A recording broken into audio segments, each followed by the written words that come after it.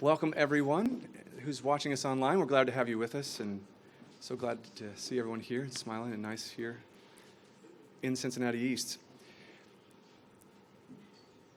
His alarm wakes him up at 4:30. It's hard for him to sleep at night because he's so excited. He's been anticipating and planning for this day for months at a time. He laces up his sneakers and prepares for one long day on his feet. He's about to take part of mankind's true test of mental, physical, and emotional endurance, the marathon. Now, as he pulls on his orange t-shirt and his orange curly wig, he grabs his oversized foamed hand, and snacks for the day and gets in the car. Now, he's debatably one of the most important people on that day of the race. Now, he's not a marathon runner. He is a marathon fan. And before I'd run a marathon, I didn't know they existed. I figured the few relatives that you had that begrudgingly stood on the sidelines were who showed up at a marathon. But the first time I got in a marathon, I got to run out there, and after a few miles, I was like, there's a lot of people watching other people run, and I couldn't imagine why that would be that exciting. And yet, like, obviously there's baseball, so it's you can doesn't have to be too exciting for have fans, but no, I'm just kidding. but they were just lined up for miles and miles and miles. And the other thing that I saw that was striking, that was amazing, were these people, many of them dressed up like lunatics.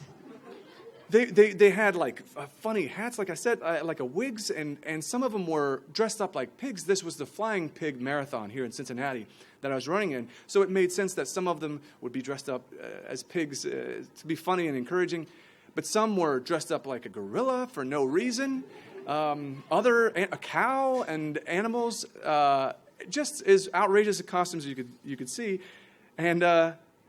And the thing was, I started to realize as I was running, and as I thought about it later, I thought these people are out there just as long as the runners that are in the marathon. They're on their feet the same amount of time, maybe 3, 4, 6 hours if you're very slow. I was very slow. I'll say that. I was very slow. So I got to really see the enduring fans, the ones that stuck around as long as I was. And they were really encouraging. So they're out there all day, no matter the weather. If it's raining, it's hot, they're there encouraging others. And they didn't do it to get a medal. They wouldn't go across a finish line. They wouldn't get a free T-shirt. They wouldn't even get bragging rights that the runners get. I don't know if you're not runners, you may not even know that they get to work in, I ran a marathon, into almost any conversation. I'll give you the secret. The runners all know, but you may not. It's I call it the "ow my hamstring" move. So if they're talking about geopolitics or coffee, whatever it is, so the runner will join the conversation and pretend to listen for a second or two, and then say, "Sorry, my hamstrings hurt. I ran a marathon this weekend. Yeah." Ugh. 26.2 miles is the exact mileage. So you may notice it in the future now that you know the trick. That's how it's any conversation it works. But they don't even get the bragging rights that the runners get. These fans who stay out there and work so hard. And so I thought, man, we need to be like them. They have so much enthusiasm. And we as Christians, we all know someone who needs encouragement. So to be a better encourager, we can look to them and take some of their techniques and become better encouragers ourselves. And we find a lot of inspiration in so many athletics. And marathon runners can be inspiring because of how long it takes to train, how hard they have to work to get there. But I'd like us to look specifically and find inspiration from the marathon fans today. And hopefully in this, we'll see that we should all be marathon fans. So let's look at 3 lessons we can learn from marathon fans about encouragement. Lesson number 1, a marathon fan can help lighten the load. Now, a marathon fan can't run the race for the marathon runner, They can't switch out the name and the number and the tracking device that they have on their shoe. I mean, for no other reason they can't switch places is because the entrance fee is so extremely high. I don't think the runner would even want that to happen. But as a Christian, we have that same thing. God tells us we can't run races for other people. In Philippians 2, verse 12, it says, to work out your own salvation through fear and trembling. We may want to help someone else out, but the only thing we can offer is encouragement. And there was many times it kind of reminds me of that guy I was talking about earlier, the guy with the big orange wig and the big foam hand. He was able to lighten people's load. He had the big foam hand was a big hand of a high five, and he had a T-shirt that says, high five this guy, and with an arrow pointing into this big hand. And I saw so many runners, that, whether they were in their zone or running, or maybe they were just trying to push away the pain that they were going through at the time, see him and crack a smile and lighten what they were doing. Forget about what that was for the next, I don't know, maybe half mile. They were smiling from this guy, giving him a high five. A lot of them would move over to him and to get him his high five.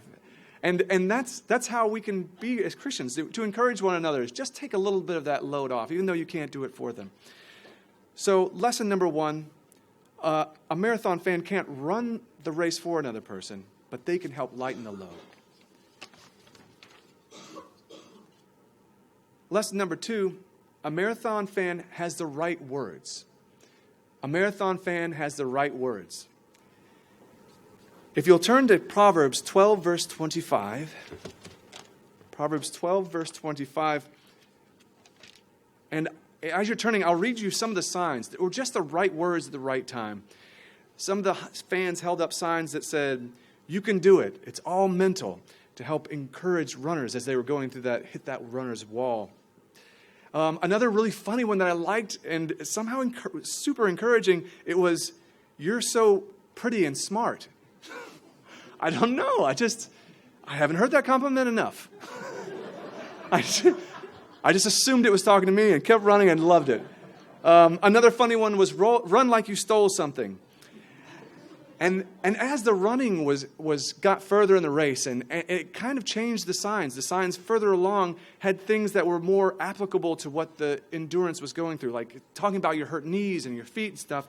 There was one that says, your feet are only hurting because you're kicking this marathon's tail. Another one said, toenails are overrated. As you got towards the end. And it was making people laugh because, that's what they were going through. Another one kind of was like an inside joke to marathon runners who know that a lot of times, I don't know if you know, that a lot of marathons are not won by Americans, even though the marathon would be in America. They're often won by people from another country, and specifically, mostly won by people from Kenya. So someone had a sign that said, in my eyes, you're all Kenyan.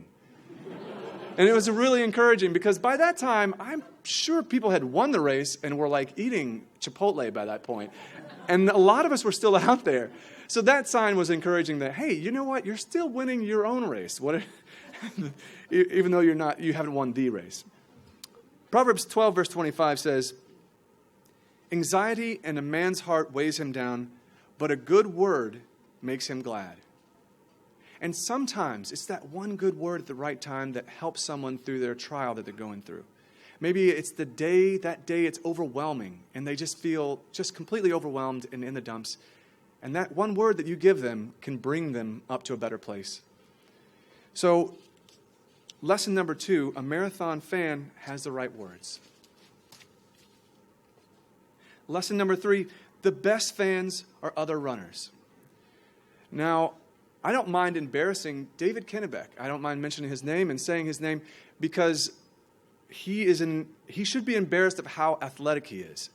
He is a shockingly athletic person, and I'll give you an example of his encouragement and his insane athletic ability. We started the race together because he found out I was running marathons, and he loves running marathons. Does them all the time, he said. So we started running together, and I said, "You go on. You want to go faster, and I don't want to go that fast." And so we'll meet at the finish line. So I've got my music. I'm fine. And so he ran the marathon, finished, and then ran back to meet up with me, and then finished it with me. I couldn't believe it was so that's what he did. And so that was amazing encouragement that anything he would say to me at that point would be like, well, you've done it. You've been there and come back and done, and you're doing again. So he had a real sense of, his words were very encouraging, even more so than maybe someone on the sidelines. And also the spirit of the run towards the end was so beautiful. The runners, as they would pass you, none of them would go by without offering an encouraging word. They would say, you can do it. Maybe they would say it's not much longer, but you knew they were lying. But it was still, they would offer an encouraging word at the time, and you appreciated their encouragement because they're right there with you. And as Christians, we're right there often in the same trials. Or some of us have gone through that trial and have run back to help encourage others. And so you can be that kind of person, and you have the beautiful opportunity because you're also running that same race. If we look at Paul, who I think is the best example of a runner as well as an encourager, he's run the race, and he says, "I've fought the good fight, I have finished the race, and I have kept the faith." And he says that in 2 Timothy 4, verse 7. And when he says he ran the race, he means it. He was shipwrecked, beaten with rods, stoned, and left for dead. He has been through so many trials in his Christian walk that he could relate with a lot of what we're going through, if not more. So any offering of encouragement from him means a whole lot. So he offers some encouragement to runners when he says, run in such a way to win the prize. Think of him more as a runner offering encouragement right beside you when he says that scripture. That's 1 Corinthians 9, verse 24. So the best encouragers we can see are ones that are going through similar trials and that are Christians that are going through similar trials. So lesson number 3 is the best fans are other runners. To recap the lessons from today, there are 3 lessons that we learned from marathon fans about encouragement. They are, number 1, a marathon fan can help lighten the load. A marathon fan has the right words. And the best marathon fans are other runners. So maybe we can be like Paul, who epitomizes both the runner and the encourager. And I'd like to conclude with a scripture that really emphasizes his encouragement for other people. It's a very unique scripture that's encouraging and encourages others to encourage all at the same time. It's 1 Thessalonians 5, verse 11. If you turn there, 1 Thessalonians 5, verse 11.